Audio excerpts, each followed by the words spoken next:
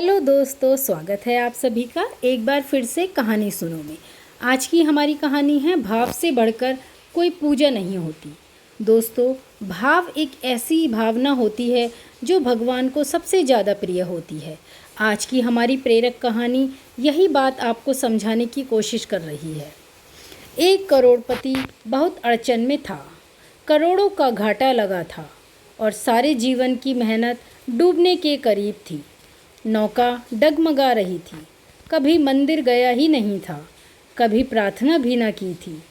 इन सब कामों के लिए उसे कभी फुर्सत ही नहीं मिली थी। पूजा के लिए उसने पुजारी रख छोड़े थे, कई मंदिर बनवाए थे जहाँ वे उसके नाम से नियमित पूजा किया करते थे। लेकिन आज इस दुख की घड़ी में कांपते हाथों वह भी मंदिर गया। सुबह जल्दी गया ताकि परमात्मा से पहली मुलाकात उसी की हो, पहली प्रार्थना वही कर सके। कोई दूसरा पहले ही मांगकर परमात्मा का मन खराब ना कर चुका हो। बोहनी की आदत जो होती है, कम वक्त यहाँ भी नहीं छूटी। सो सुबह सुबह पहुँचा मंदिर, लेकिन यह देखकर हैरान हुआ कि गांव का एक भिखारी उससे पहले से ही मंदिर में मौजूद था। अंधेरा था, वह भी पीछे खड़ा हो गया कि भिखारी क्या मांग रहा है। धनी आदमी सोचता है कि मेरे पास तो मुसीबतें हैं, भिखारी के पास भला क्या मुसीबतें हो सकती हैं।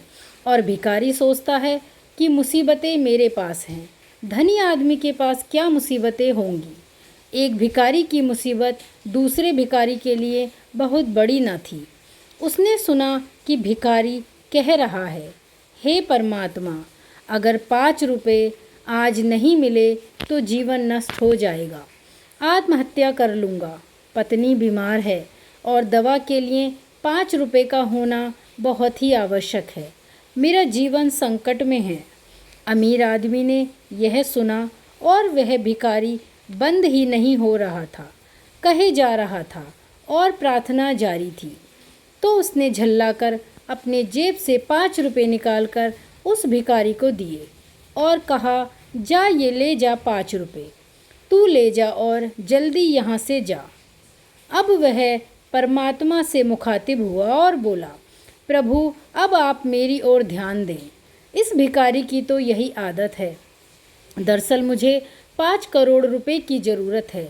भगवान मुस्कुरा उठे और बोले, एक छोटे भिखारी से तो तूने मुझे छुटकारा दिला दिया, लेकिन तुझसे छुटकारा पाने के लिए तो मुझको तुमसे भी बड़ा भिखारी ढूंढना पड़ेगा।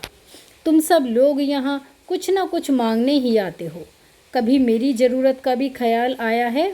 धनी आश्चर्यचकित हुआ और बोला, प्रभु, आपको क्या चाहिए?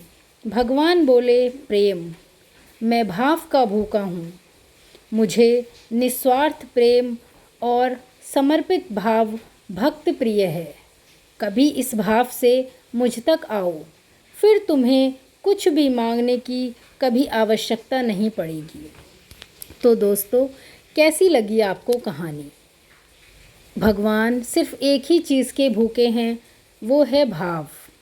आज की कहानी आपको इस ज़िंदगी से जुड़े अनमोल सबक सिखाएगी।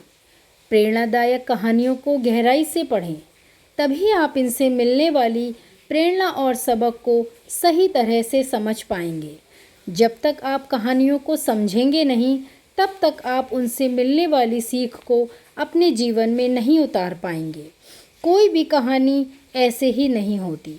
हर कहानी के पीछे छिपी होती है एक प्रेरणा, जो कि आपको ज़रूरत है अपनी ज़िंदगी में उतारने की। तो धन्यवाद दोस्तों, ऐसे ही कहानियों के लिए जुड़े रहिए।